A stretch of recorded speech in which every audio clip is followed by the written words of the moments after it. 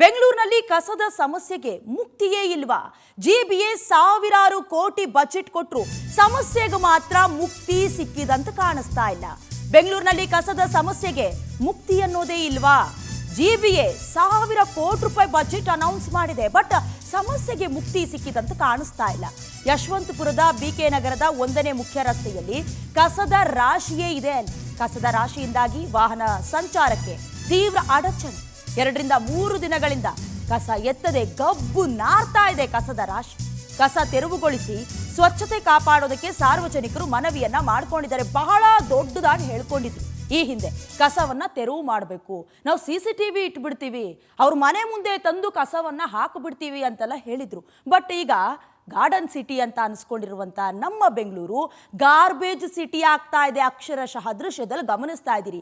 ಯಾರಾದ್ರೂ ಓಡಾಡೋದಕ್ಕೆ ಸಾಧ್ಯನಾ ಅಲ್ಲಿ ಅಂತ ಸಾರ್ವಜನಿಕರು ಈಗಾಗಲೇ 2-3 ಬಾರಿ ಮನವಿ ಮಾಡ್ಕೊಂಡಿದ್ದಾರೆ. ದಯವಿಟ್ಟು ಕಸ ತೆಗೆದಾಕಿ. ಈಗ ನಿಮ್ಗೆ ಗೊತ್ತಿದೆ, ಯಾವಾಗ ಮಳೆ ಬರುತ್ತೆ ಹೇಳೋದಕ್ಕಾಗೋದಿಲ್ಲ. ಒಂದು ಮಳೆ ಬಂತು ಅಂತ ಹೇಳಿದ್ರೆ ಅಕ್ಷರಶಃ ಬೆಂಗಳೂರು ಕಂಪ್ಲೀಟ್ ಆಗಿ ನಾವು ಹೊಳೆಯೋ ಅಥವಾ ಕೆರೆ ಮೇಲೆ ಓಡಾಡ್ದಂಗೆ ಆಗತ್ತೆ. ಕಂಪ್ಲೀಟ್ ಕಸವು ಕೂಡ ರೋಡ್ನಲ್ಲಿ ಇರುತ್ತೆ. ದೃಶ್ಯದಲ್ಲಿ ಗಮನಿಸ್ತಾ ಇದ್ದೀರಿ. ಅರ್ಧಕ್ಕರ್ಧ ಕಸ ಗಬ್ಬು ನಾರ್ತಾ ಇದೆ. ಹೇಳೋರಿಲ್ಲ ಕೇಳೋರಿಲ್ಲ. ಗಾರ್ಬೇಜ್ಗೆ ಟ್ಯಾಕ್ಸ್ ಹಾಕೊಳ್ಳೋ ಲೆವೆಲ್ಗೆ ಬೆಂಗಳೂರು ಬಂದಿದೆ. ಆದರೆ ಕಸವನ್ನ ತೆರವು ಮಾಡೋದಕ್ಕೆ ಮಾತ್ರ ಯಾರು ಗಮನ ಹರಿಸ್ತಾ ಇರೋದು ಅಥವಾ ಗೊತ್ತಿದ್ರೂ ಕೂಡ ಒಂದು ರೀತಿ ಜಾಣ ಮೌನ ವಹಿಸಿದಾರ ಗೊತ್ತಾಗ್ತಿಲ್ಲ. ಇನ್ನು ಜಿಬಿಎಗೂ ಕೂಡ ಬಜೆಟ್ ಅನೌನ್ಸ್ ಮಾಡುವಾಗ ಸಾವಿರಾರು ಕೋಟಿ ರೂಪಾಯಿ ಅನೌನ್ಸ್ ಮಾಡ್ತಾರೆ. ಅದನ್ನು ಏನು ಮಾಡ್ತಾರೆ ಅನ್ನೋದೇ ಗೊತ್ತಾಗೋದಿಲ್ಲ. ಸದ್ಯ ಸಾರ್ವಜನಿಕರ ಹಿತ ಕಾಪಾಡಿ ಜೊತೆಗೆ ಸ್ವಚ್ಛತೆಯನ್ನ ಕಾಪಾಡಿ ಅಂತ ಸಾರ್ವಜನಿಕರು ಈಗಾಗಲೇ ಮನವಿಯನ್ನ ಸಲ್ಲಿಸ್ತಾ ಇದ್ರು ಕೂಡ ಕ್ಯಾರೆ ಅಂತಿಲ್ಲ, ಅಥವಾ ಗಮನಕ್ಕೆ ಬಂದರೂ ಕೂಡ ಡೋಂಟ್ ಕೇರ್ ಅಂತಿದ್ದಾರಾ ಗೊತ್ತಾಗ್ತಾ ಇಲ್ಲ. ಇನ್ನು ಈಗಾಗಲೇ ಗಮನಿಸ್ತಾ ಇದ್ದೀರಿ, ಕಂಪ್ಲೀಟ್ ಆಗಿ ಗಬ್ಬು ನಾರ್ತಾ ಇದೆ. ಸಂಚಾರಕ್ಕೂ ಕೂಡ ಕಷ್ಟ ಸಾಧ್ಯವಾಗ್ತಾ ಇದೆ. ಅದೇ ಸ್ಥಳದಿಂದ ಪ್ರತ್ಯಕ್ಷ ವರದಿಯನ್ನ ನಮ್ಮ ಪ್ರತಿನಿಧಿ ನಾಗೇಂದ್ರ ತಂದಿದ್ದಾರೆ, ನೋಡ್ಕೊಂಡು ಬನ್ನಿ. ಜಿಬಿಎ ಅಧಿಕಾರಿಗಳು ನಗರದ ಸ್ವಚ್ಛತೆಗಾಗಿ ಕೋಟ್ಯಾಂತರ ರೂಪಾಯಿ ಹಣವನ್ನ ಕೂಡ ಮೀಸಲಿಟ್ಟಿದ್ದಾರೆ. ಅದ್ರ ಜೊತೆಗೆ ಹಣವನ್ನ ಕೂಡ ಖರ್ಚು ಮಾಡ್ತಾ ಇದ್ದಾರೆ. ಆದ್ರೆ ಕೂಡ ಬೆಂಗಳೂರಿನಲ್ಲಿ ಇನ್ನೂ ಕೂಡ ಆ ಸ್ವಚ್ಛತೆ ಅನ್ನೋದು ಮರೀಚಿಕೆಯಾಗಿದೆ. ಈಗ ನಾವು ಬೆಂಗಳೂರಿನ ಯಶವಂತಪುರದ ಬಿಕೆ ನಗರದ ಫಸ್ಟ್ ಮೈನ್ ರೋಡ್ ಅಲ್ಲಿ ಇದ್ವಿ. ಇಲ್ಲಿರ್ತಕ್ಕಂಥ ದೃಶ್ಯಗಳಲ್ಲಿ ಕೂಡ ನೀವೀಗ ನೋಡಬಹುದು ಯಾವ ರೀತಿಯಲ್ಲಿ ಕಸ ಇಲ್ಲಿ ತುಂಬಿದೆ ಅಂತ.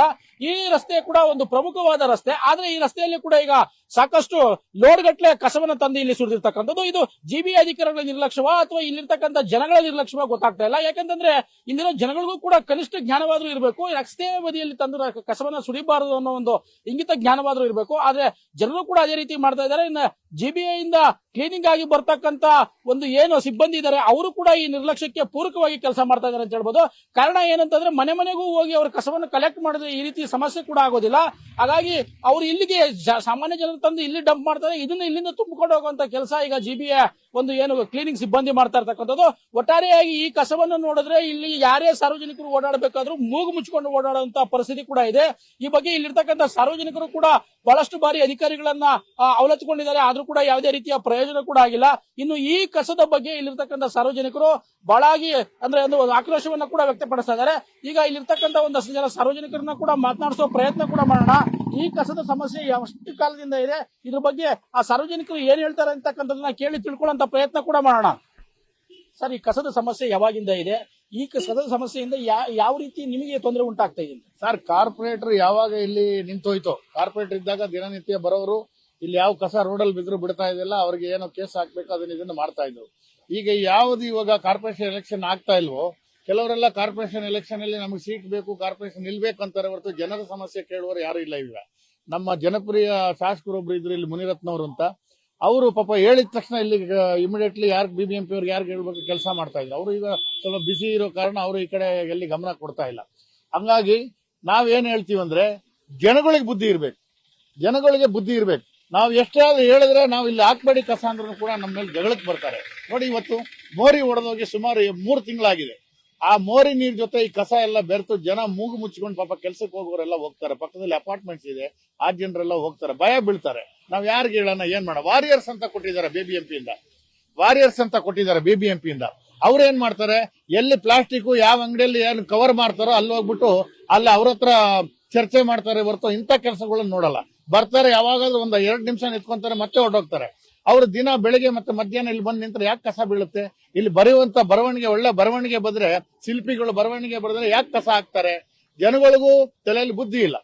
ನಾನು ಹೇಳ್ತೀನಿ, ಇಲ್ಲಿನವ್ರು ಮಾತ್ರ, ಈ ಏರಿಯಾದವ್ರು ಮಾತ್ರ ಅಲ್ಲ, ಎಲ್ಲೆಲ್ಲಿಂದ ಆಫೀಸ್ಗೆ ಹೋಗೋರು ತಂದು ಆಟೋದಲ್ಲಿ, ಟೂ ವೀಲರ್ ನಲ್ಲಿ ಎಲ್ಲ ತಂದು ಬಿಸಾಕ್ತಾರೆ. ಈ ಕೊಚ್ಚೆ ಅನ್ನೋರು ನೋಡಿ, ಕೊಚ್ಚೆ ನೀರು, ಸೊಳ್ಳೆಗಳ ಕಾಟ ಇದಾಗುತ್ತೆ ಅಂತ BBMP ಅವರು ಹೇಳ್ತಾರೆ.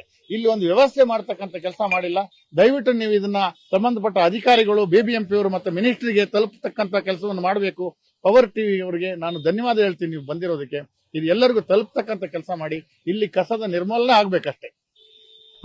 ಅಂದ್ರೆ GBA ವಾರಿಯರ್ಸ್ ಇದ್ರೂ ಕೂಡ ಇಲ್ಲಿ ಬಂದು ಅವರು ಈ ಕಸದ ನಿರ್ಮೂಲನೆಗೆ ಯಾವುದೇ ರೀತಿ ಕ್ರಮ ಕೈಗೊಳ್ತಾ ಇಲ್ಲ.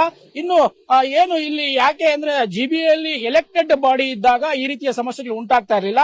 ಆಗ ಎಲ್ಲವೂ ಕೂಡ ಸುಸೂತ್ರವಾಗಿ ನಡೀತಾ ಇತ್ತು. ಅವರು ಇಲ್ಲಿರ್ತಕ್ಕಂಥ ಅಧಿಕಾರಿಗಳಿಗೆ ಪದೇ ಪದೇ ತಾಕೀತು ಮಾಡಿ ಕಸವನ್ನ ತೆಗೆಸೋ ಕೆಲಸ ಮಾಡ್ತಾ ಇದ್ರು.